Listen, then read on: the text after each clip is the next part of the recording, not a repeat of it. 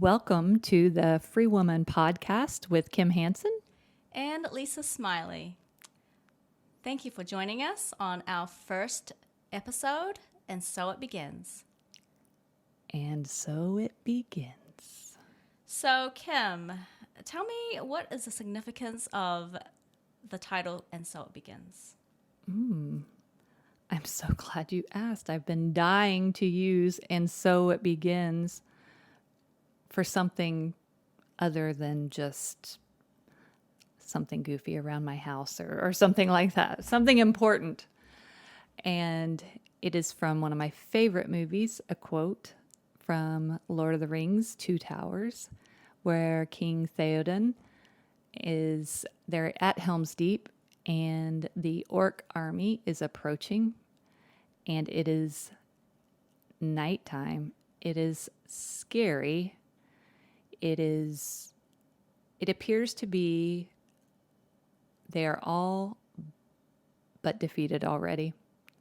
They are outnumbered and they are frightened. However, Theoden says, so it begins.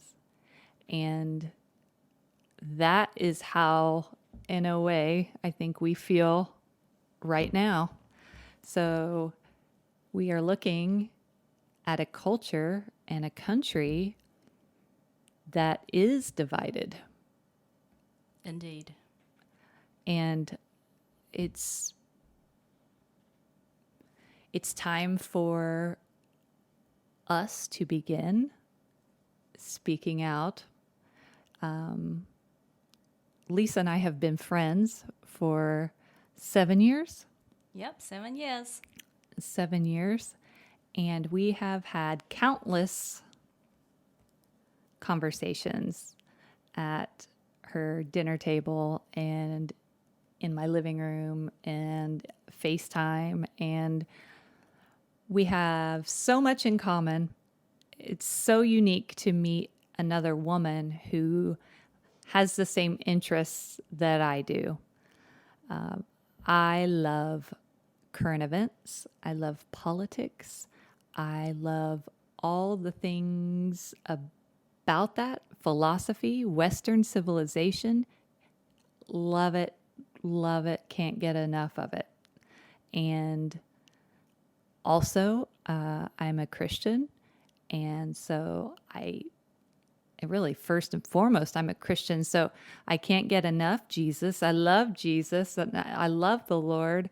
Amen. And to have met someone who has those things in common. We don't agree on everything exactly, but we have the same principles, and our priorities are lined up about the same because of our faith in Jesus. That it was just really a godsend for me to meet her. Yes, and this is an audio podcast, so you may not be able to see us, but sitting across from me is a 6 foot tall, blonde American, whereas I am 5 feet 2, Asian with a strange accent. And you're probably wondering and getting a little confused about my accent. So, I was born in China. I moved to New Zealand when I was 4. And then our family moved to America. So that explains the accent. And I've been here since I was 18, and I fell in love with America. And that started me on this road to getting involved in politics. And when I met Kim 7 years ago, we just clicked. And so we have been talking about starting a podcast for years now. For years. For years. And we think it's time. I just feel just so burdened with what's going on in the country and where we're at. Absolutely. I agree. And really our purpose is we want to invite you to have kind of a chair at the kitchen table with us. Obviously, you can't you don't have a mic set up, but we would love to get your feedback and comments on the topics that we discuss. And really, we just want to, I say, educate or challenge or inspire and encourage, because there's a lot of media out there that is trying to beat us down and beat us into submission and to get us to stay in our place, stay in our lane, have the correct opinions, and we are, I'm a free woman. Lisa, are you a free woman? I am a free woman. Oh, you are. We are free women. And I am going to take every advantage of my freedom that I have. As Americans, as Christians. Indeed. So, with that, and so it begins. So that's just a brief overview of our friendship and the reasons why we are starting this podcast. Like Kim said, we just wanted to share our conversations with you. And with me and Kim, we've had thousands of conversations, and we hit it right off. We just connected when we first met, and it's been that way for 7 years. And with the climate of our country right now, I just feel like there's so much confusion with what's going on. We have the fake news, we have the conservative media, our news is being filtered, and I feel like there aren't enough Christian conservative women who are speaking out, who know what's going on, and who are concerned for this country. So, election day has happened, yet the election is not over. No, ma'am. It is not over. Despite what the media want you to think, their president-elect Joe Biden is not president yet. I really like that president-elect. Because that is what he is. The media selected Joe Biden. The people have not elected Joe Biden. The counts are, the votes are still being counted. The votes are being contested. It's going to the Supreme Court. And there are many paths to victory. And it is, this whole situation brings to a head for me the failure of our education system in teaching American government, American history, but civics 101. Like, what kind of education system is like, okay, we're going to teach you how to do all of these unimportant things, like, okay, geometry is important if you're doing certain things, but I would rather most people take financial stewardship, something like that, right? Yeah. And then civics, how to be an informed citizen and what are our responsibilities as a citizen. It has absolutely failed generations now. Yeah, it's funny you bring that up, Kim, because I became an American citizen about 7 years ago. I think it was right before I met you. Maybe it was 8 years ago. And to become a citizen, you had to study American civics. And so I got this booklet, I read over it. I passed the test, obviously, became an American citizen. But it would just be interesting if a natural-born American, took the civics test to become a citizen, whether they would actually pass. And I think that speaks to the failure of our American modern public school system, where they would rather teach you how racist America has been instead of our founding documents.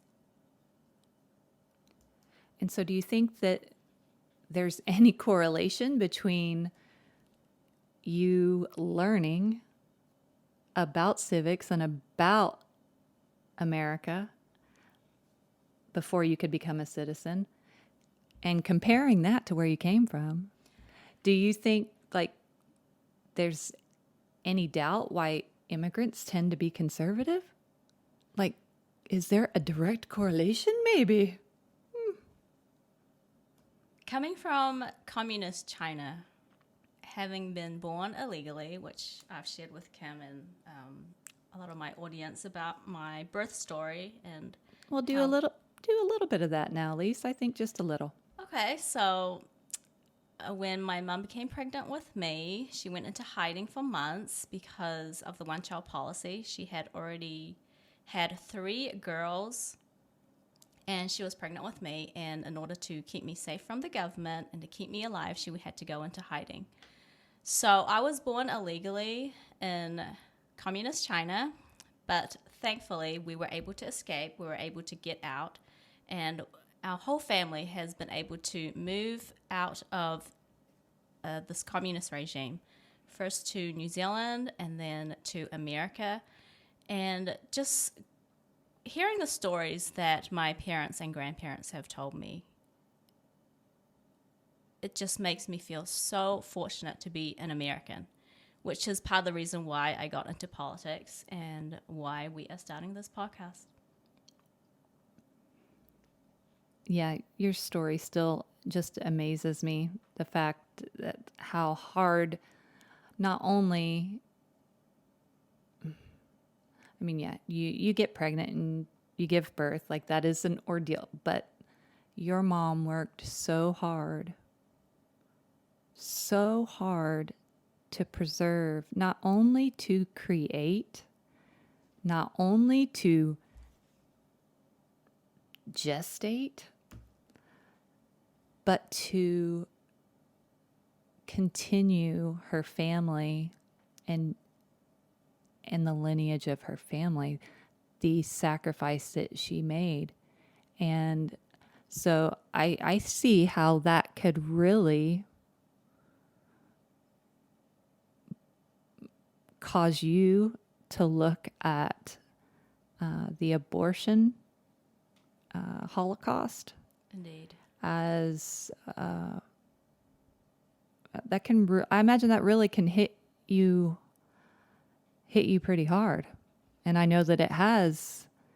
That is an issue of yours. Why don't you talk a little bit about that issue and how that's an issue of? Yeah, so if my mom had not chosen life, obviously I would not be here. And, back in, I think it was 2016, when China announced that they had changed their one-child policy to a two-child policy, it just really made me think of my birth story. And, the significance of it in terms of what we're doing now with aborting 1 million babies each year in America. So that's part of my testimony. That's part of why I speak out for life. That's why I vote pro-life. That I am not a single issue voter, but if it were just up to one issue, it would be to vote pro-life. Yeah. And we have devalued life so much.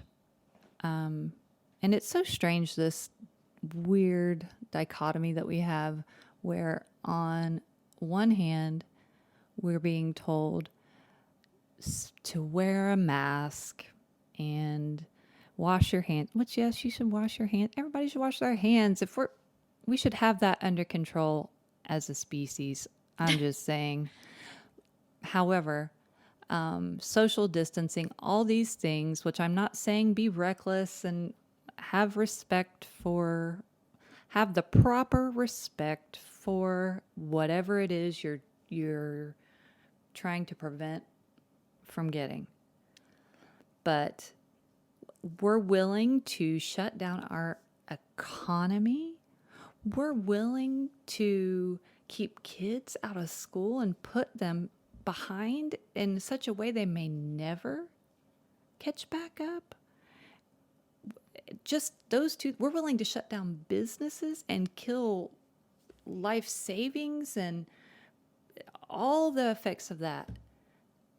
If it saves one life, we do that. But Planned Parenthood is an essential service. So we got to keep that open because we got to be able to kill those babies. Because we got to, what? It makes no sense. It makes no sense. And that is the condition of our society right now. It's thank you, Foucault and the Frankfurt School for postmodernism that has come and eroded truth. Absolutely eroded truth. Now truth is subjective. It's not really, but in our modern world, it is. Yes. So, in light of just the condition of our society and where we're at right now, obviously it's still election season. So, I wanted to get to the topic of Donald Trump and his presidency, his re-election, and share just how we have approached this election. So, Kim, did you vote for Donald Trump in 2016? I did not. Lisa, did you vote for Donald Trump in 2016? I did not. No. Why didn't you vote for Donald Trump? So I think, like a lot of Christians, he seemed like a very outlandish kind of secular figure. Obviously, he's been in Hollywood, he's been in business, he was a reality TV show host. And, you know, you saw that side of him.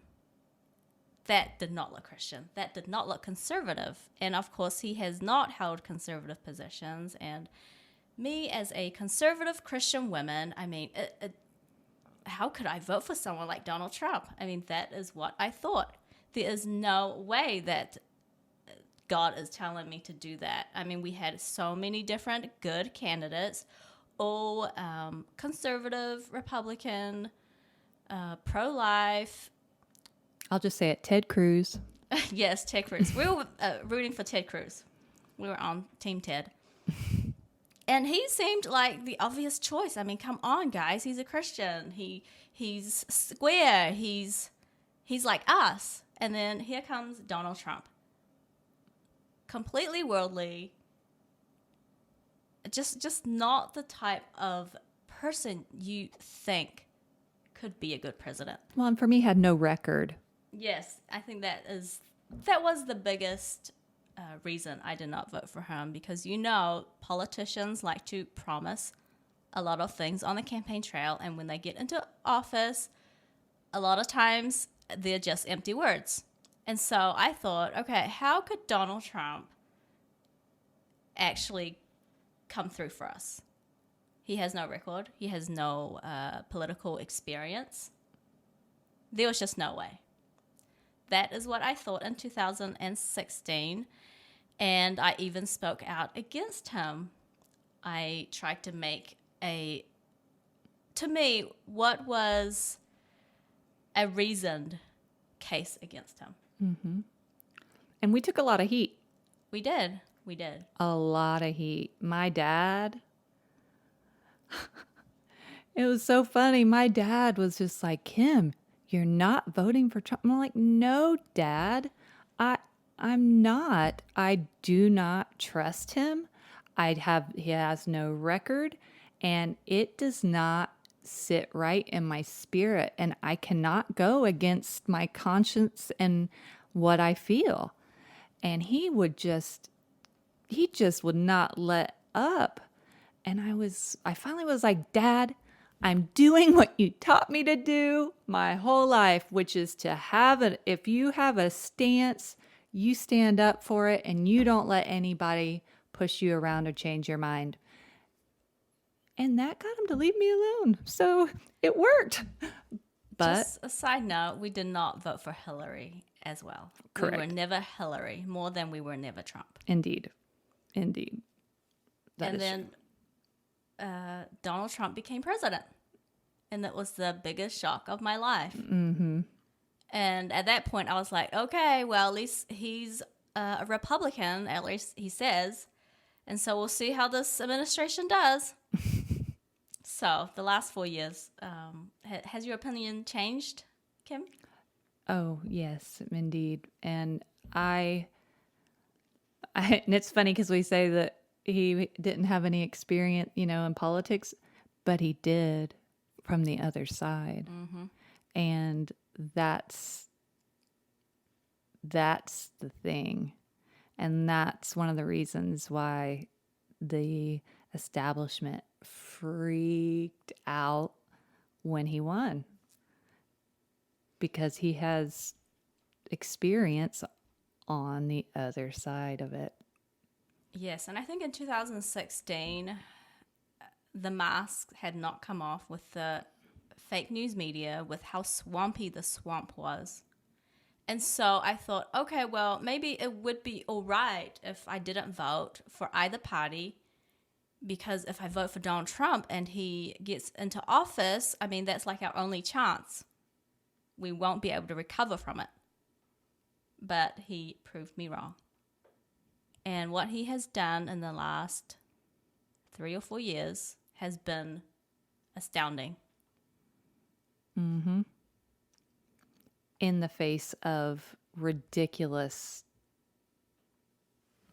accusations and plots and coup attempts. And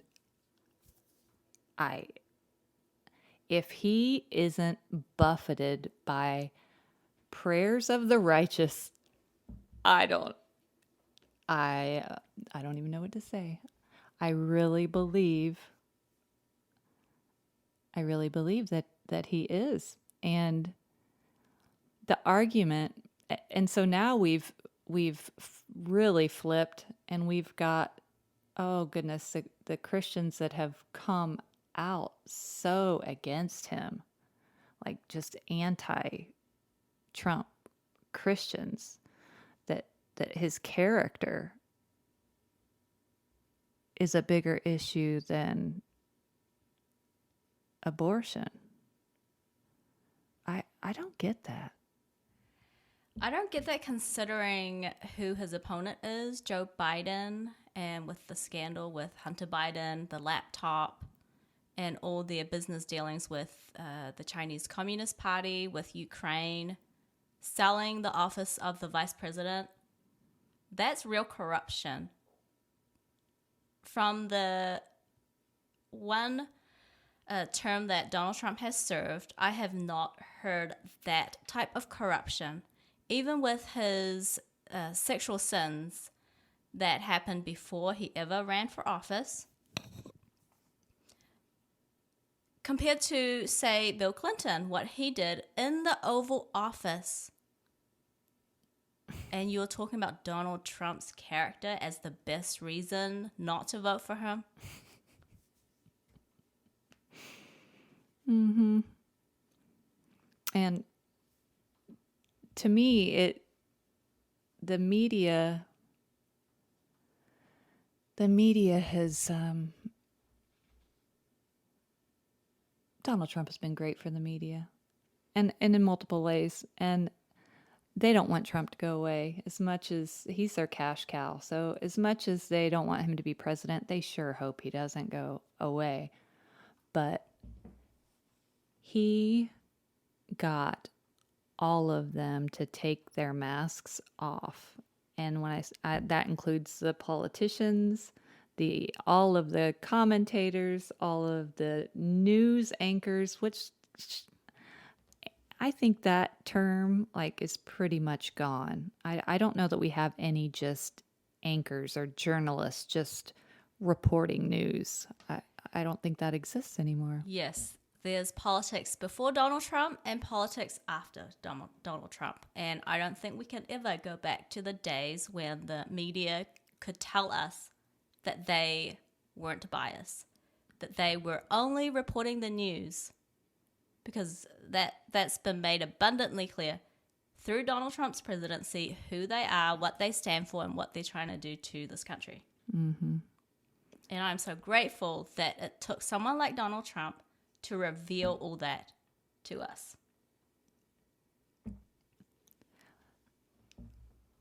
And it's just kind of been fun to watch him break people's minds. And I mean, like, they just don't know what to do with him. They don't. Yeah, he doesn't fit any of the molds. Mm-mm.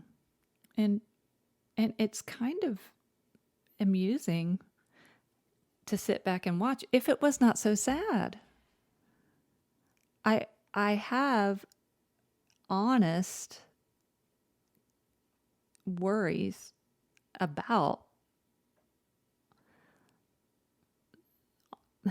the hearts and souls of all of these people who are hating, who hate him, who hate anyone who does not think exactly like them. Where does that come from? Especially for conservatives, especially for Christians, when we say we vote a certain way, we vote for values, right? That's what we're told to vote for, which is what I feel like that's what God wants us to do as a church. And we have someone who has governed more conservatively. He's done more for the evangelical church than any president that has been in office since I've been alive. I mean, you can make the argument that Donald Trump has stood with the church, stood with evangelicals more than Ronald Reagan did. Mm-hmm. And to, still not, after 4 years, I can understand if it was still 2016 when we didn't know how he was going to govern, when he had no record, when all we could rely on were his words and were campaign promises. But we've had 3.5 years of Donald Trump, 4 years almost. And he has the results to show that he is a good president, that he is on our side. So I really don't get the Never Trump movement in 2020. I know. And, my complaint, really my only complaint from a political standpoint is the national debt. However, we've been in monopoly money territory for a long time now. And when COVID, when that happened, when the 15 days to slow the spread became 200 days for a vaccine. Yep. And then now it's like, let's give the world the vaccine first instead of Americans who paid for it and their scientists and the company that created it. But let's give it to the world first. Biden really loves America. He really does. Not even care. Not that he knows where he is. He might think he's think he's the president of China. Who knows? Yeah, who knows? Who knows? Oh man.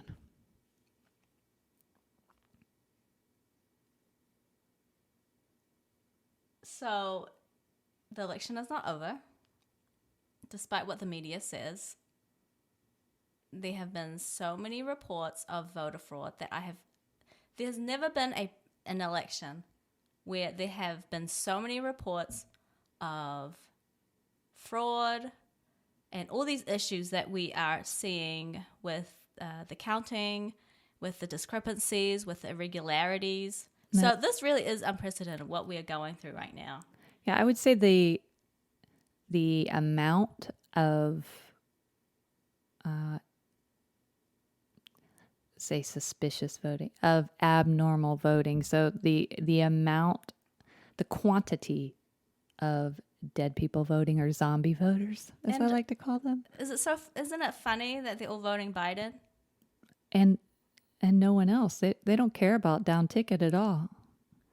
And it's so obvious. It's so obvious what's going on. And the media is just, they are all in. They are all in on the story. And it shows you when you get everybody on board and get everyone to buy into it and stick to the script, the kind of influence that they can have. And they own it all. Media, academia, the establishment, political class, the deep state, which is not a scary term. Do not be scared by the term deep state.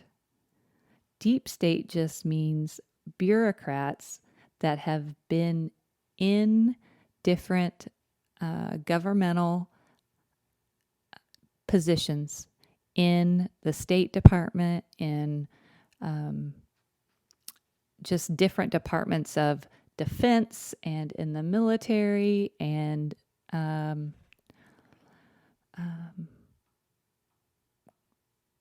intelligence. And they never get fired. They're just there no matter who the president is. And they don't like Trump. They obviously. So, but we're finding out about this group of people finally. Yes, so it's going to be interesting, the evidence that comes up in these court cases that are going to the Supreme Court. I feel like there is a lot of evidence out there, and they're going to need to present it in court and make very strong arguments, explain it to the people, explain it to the judges. But it's very interesting how this is being revealed because of what's happening with this election. Mm-hmm. And there have been rumors of voter fraud for years. We just don't know how big of a situation this is. And voter fraud, yes. Also, a lot of incompetence. I have run businesses over the years and done a lot of hiring, not a lot of firing. I don't. It's not fun to have to fire people.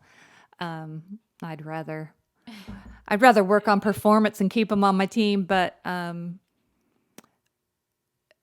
there's a lot of people that work polling stations, that do work at all these events, who may or may not get much training at all, or the training that they get is specifically to cheat. Mm-hmm. I don't want to assume malice where it could just be incompetence. Mm-hmm. I feel like this is like the perfect storm of both, because a lot of people don't care about doing a good job. They just don't care about making sure everything's right, making sure that all the rules are followed, because a lot of people in jobs they've worked their whole life, they look at it as the Paycheck Club, and they do as little as possible. They really don't care what the rules are. They're just there to get a paycheck. And so, as much as we feel like there's a force at work that's orchestrating everything, which there kind of is, there is a lot of people who they just don't care about doing a good job. They don't. I don't know. Just But when our republic is at stake, I think this is the perfect time to secure our elections for future elections. Lisa, don't you mean our democracy? It's I've It's heard a representative democracy. no, I think it's just democracy. I've heard that a lot. Oh, goodness gracious. Back to the education system. Yep. It it all goes back there. And when I talk about when I'm not just beating up on the education system. I think there's plenty to go around for parents too. I am not a parent. I am a Gen X with no children, but I am very involved in all the kids in my life. Including my 4 kids. You were at 2 of my kids' births. You were the first one outside of me and their dad who held my kids. I love kids, but they're my favorite people, and part of the reason that we're doing this is because of them. We've got to do everything we can to support them and to ensure that they are free women and men. But as parents, we took it for granted that our kids were safe and getting properly educated in their schools. And we didn't follow up as much as we should. And I'm speaking generally because I know a lot of families that did follow up, or they did homeschool, or their kids went to private school and they learned about this country, why it's so amazing. They learned about history. They learned critical thinking and could make decisions based on evidence, and are rooted, and their principles are rooted in Christ. That has been a huge benefit. But we have generations where we stopped going to church.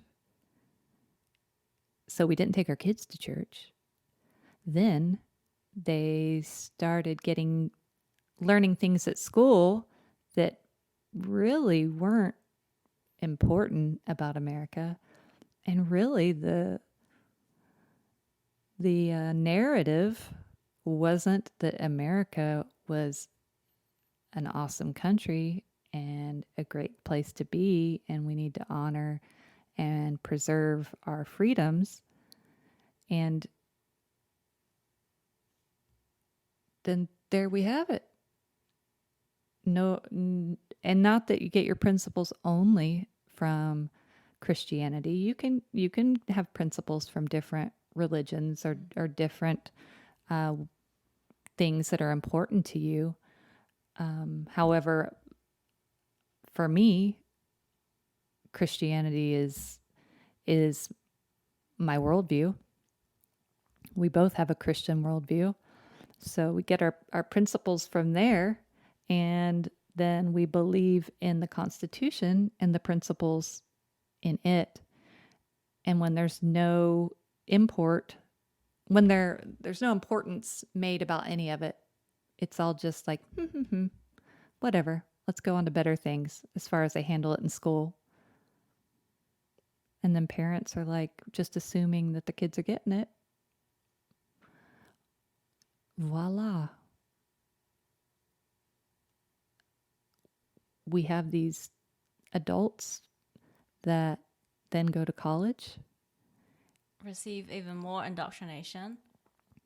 Yeah, that's where the indoctrination really kicked in hard. It's coming to K through 12 now more, but the university was the first. That's where the left first infiltrated in America decades ago. And now we see how it's spread into the wider society and corporations with all their anti-racist trainings. They're trying to push it in the public school system with the 1619 Project. Mm-hmm.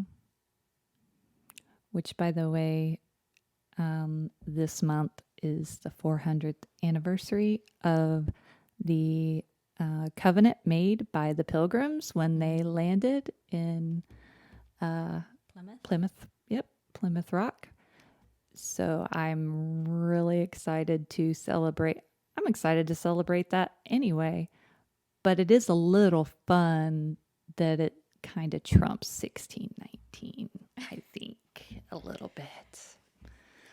But 1619 Project is a whole other discussion.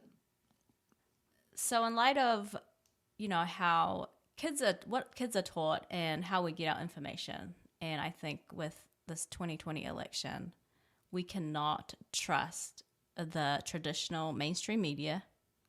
They have become dishonest, and even some outlets and networks that we used to trust have been infiltrated, which brings me to the topic of what went on with Fox News on election night. Mm-hmm. Guys, there are options. I am sorry to inform you, but Fox News has become part of the fake news, and management has changed. And, this has been going on for a while now with, some of the things that have gone on there with one of the Murdoch sons and his wife donating $1.23 million to the Biden campaign. And on election night, after they had announced that Joe Biden was their president-elect, the wife of one of the Murdoch sons tweeted out, "We did it!" to celebrate his win. What did they do exactly? On election night, if you will remember, they called Arizona for Biden before the race was over, before there was a clear victory for Biden. Yet they did not call Florida for Biden. Or Trump. For Trump, sorry. And yeah, their election coverage was appalling. This was before, they called Arizona for Biden before the other networks. Yep. And, we've seen this past week with how their ratings have dropped. There's a mass exodus by conservatives and Christians. You thought you could trust Fox News, but it seems that things have changed. And new media is rising up, and I think that's what needs to happen. And one of the things I love about conservatives is that they really will vote with their dollar and their time. Not calling for a boycott, not trying to get their advertisers canceled like they love to do on the left, just choosing to spend their time and their money somewhere else. And thank goodness for Newsmax. They have really been doing a good job. And Bill O'Reilly went there. Thank goodness for Bill O'Reilly. I'm sorry. I will always like him. And then OAN. OAN can be kind of cheesy. Some of their production values little. The production value but Jack Posobiec, come on. Yeah, they have some real talent at that network. They really do. So that's a good option. But then also, I cut the cord years ago and have been a subscriber to The Blaze since it was GBTV back in 2011 when it was launched. And I've seen it grow and grow, and what it is now, it reminds me of Field of Dreams. Literally, if you build it, they will come. Glenn Beck built that media company, and it wasn't without its hard times. They almost lost it there for a bit, but now so many good content creators are there, like Mark Levin and Steven Crowder and Lauren Chen and Ali Stuckey and Phil Robertson from Duck Dynasty. Goodness, more Dave Rubin, like just tons of great people with great shows and great opinions. And the cool thing about that network is there is no boss. They're all kind of their own independent producers, and they don't work for any one boss. They just have an agreement to stream their content on that platform. Right. And I think The Blaze was one of the first subscription-based companies. And to be honest, Glenn Beck was prophetic in starting The Blaze, leaving Fox News, leaving a huge network, leaving the millions of dollars, and going out on his own, starting The Blaze, because he saw into the future. Yeah, he knew this time was coming. That now, as we're all leaving Facebook for, what are we leaving it for? Parler and Rumble and MeWe. We're all looking for a safe haven for free speech. And the same thing with now Fox News. People are like, where do I go without Fox News? Thank goodness for these pioneers who could see the writing on the wall and went ahead and built platforms so that we would have somewhere to go once this happened. And it's really sad just how big tech has ruined their own platforms. I remember 4 years ago when I first started posting videos on Facebook, and there was free speech. The censoring hadn't started, and you could see without the censorship how well the conservative content did. And we bet the competition. Same thing with YouTube, and then the censoring started, and it became so demoralizing when you would spend all this time creating video content and you think, oh, this is the content that my audience wants, and it is. Yet through the algorithm changes, our reach was stifled.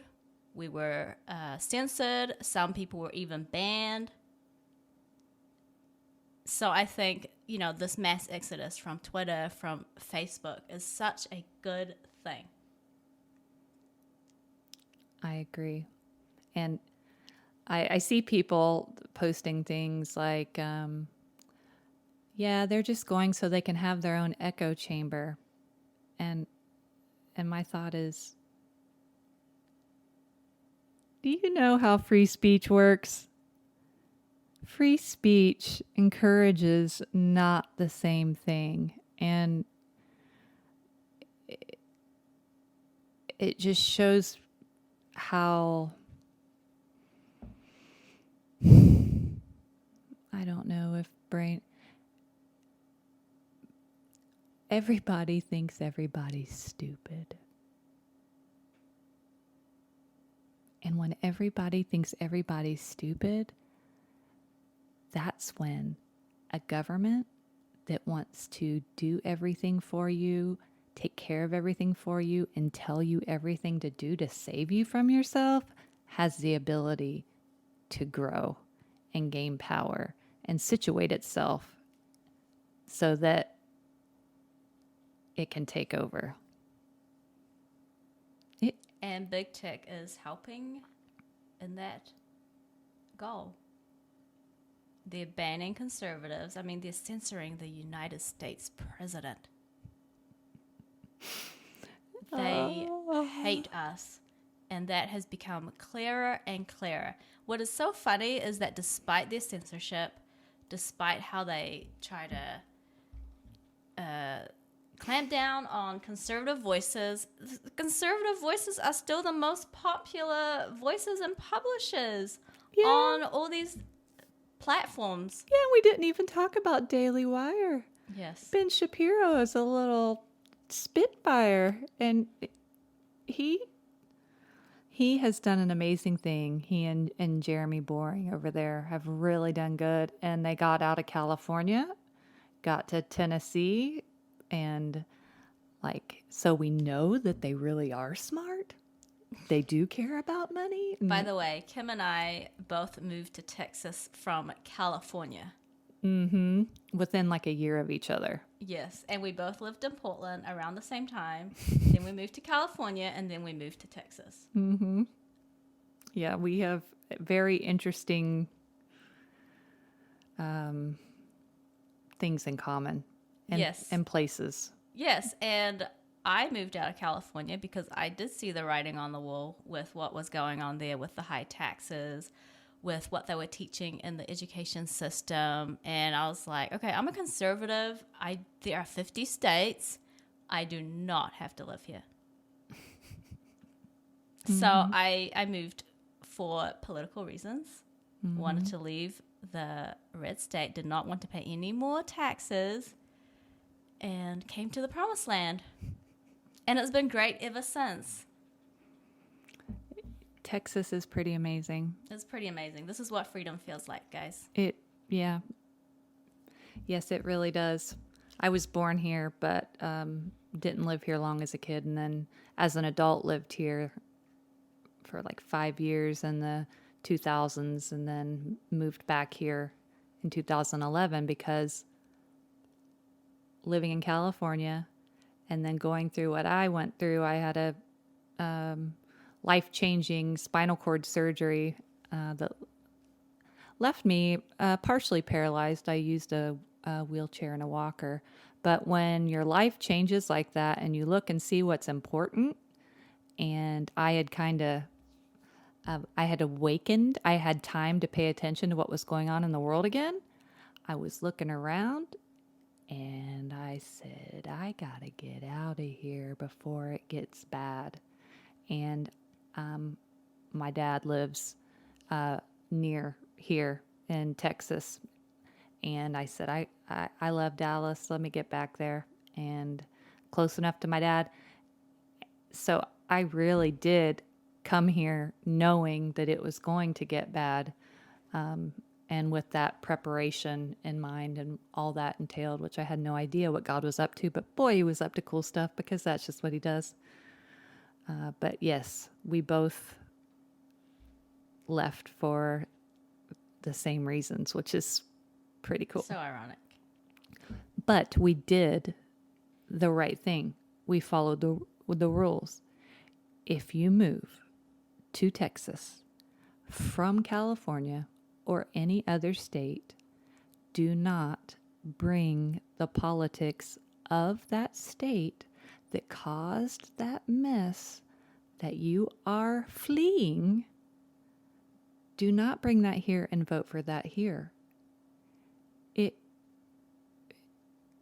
Come on. It doesn't make any sense. Yes, and that is what the Democrats are trying to do with Texas, pushing so much money into our elections, propping up all these liberals and leftists that, they try to campaign as an American, as someone who loves the country, and you look at their policies and you're like, no, this is not what Texas stands for at all. And we saw that. We saw that with this election. Texas went overwhelmingly to Trump. Even some of the states that are on the border, the districts that are near the border, that went to Hillary Clinton in 2016, they went to Trump 2020. So I'm so glad, despite all the news stories that we've read about how Texas is on the verge of turning purple. Well, thank you, Texas. You kept it red. Well, and let's be honest, part of the reason we wanted to start sharing our conversations with more people is we do want to keep Texas red. Yes. We want to be free. This is it, in a nutshell. One side wants power, the other side wants freedom. That's what I think. I think that the Democrats want power, and the Republicans, there are some that want to be in power, but we want freedom. That's what we want. We want the freedom to excel. We want the freedom to fail. We want the freedom to raise our kids how we want. We just want freedom, which is what it's the promise of America. I don't know. I don't think it's oversimplifying it. I think it's pretty. I think you're right. And you can't have prosperity without freedom. And the Democrats that have been taken over, the Democratic Party that's been taken over by leftists, they think they can take your freedoms and that all the good things about America will stay the same. That those things, they can change some things and keep other things. They could switch out the policies and keep the prosperity, and it's just not possible. Have you ever heard a leftist say prosperity? Now that you think about it. It's not a word they use very much, if at all. No, it's equity. They like that word a lot. A whole lot. And they want to take prosperity and make it equity. Mm. It's like America is the host and leftist policies and programs are the parasite. It's like, That's an apt description, actually. right? But you can't, if you kill the host, you kill the food supply. But when people are obsessed with power, like Saruman, Back to the Lord of the Rings everyone, story. it was all about power, right? The ring Yep. of power. Saruman was helping Sauron get it, and those two towers were coming down on Helm's Deep with everything they had. Not so much Sauron yet, but Saruman had all of his Uruk-hai. Those scary, ugly, vicious things. The first time when I saw that in the movie theater, it was one of the most beautifully shot battle scenes I had ever seen. It was beautiful. And on the inside, they were safe, but they knew the battle was coming. Like they had made it to their safe haven, but it was coming, and they had to face it. And I remember Aragorn being so just like, we're going to lose, so sad, like the future king, Return of the King. And he looks over and sees that young boy who's scared to death, but he has to fight. And he has a rusty old sword and Aragorn just looks at him and is like, oh. So he goes over and he grabs the sword and says, this is a good sword. And he kind of swings it around and encourages that kid. And then he goes and he puts his armor on. And he goes to Theoden and he's like, whatever you need, King Theoden, whatever you need, I'm here. We're going to fight it. Even when all the odds look to be against them. And they they ended up, of course, getting out of Helm's Deep and winning that battle. So I'm taking that as a spirit of prophecy, because in that same idea, we're putting our chainmail on, and we are going to, it's so kind of funny. We're kind of looking, we're kind of looking to the Lord and saying, okay, Lord, whatever you need, you just tell us what you need and we're going to do it. Yep. And we're going to fight.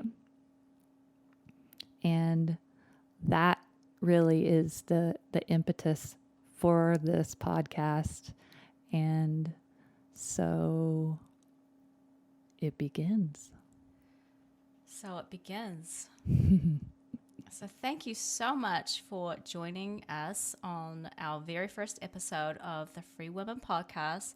We hope that you will join us weekly and subscribe to the different channels that we have on the social media platforms. So in light of what's going on with big tech and how they are trying to censor conservative voices, we have decided we will put our content first on Rumble and on Parler, which I highly recommend you guys go check out those social media platforms. And then we'll proceed to put our content on the other social media platforms like YouTube, Facebook, Twitter, where, you know, our time is limited. Our time is maybe coming to an end on those platforms, especially with what's going on. So we highly recommend that you check out those new sources, new platforms. I think with the mass exodus of big tech to these new companies, it's going to be interesting what happens. Mm-hmm. It's a game changer. Thank you, Dan Bongino, for Parler. Yes, thank you. Not George Soros. George Soros just owns everything on the left. That's all. That's for another podcast, too. Okay, so we will see you next week.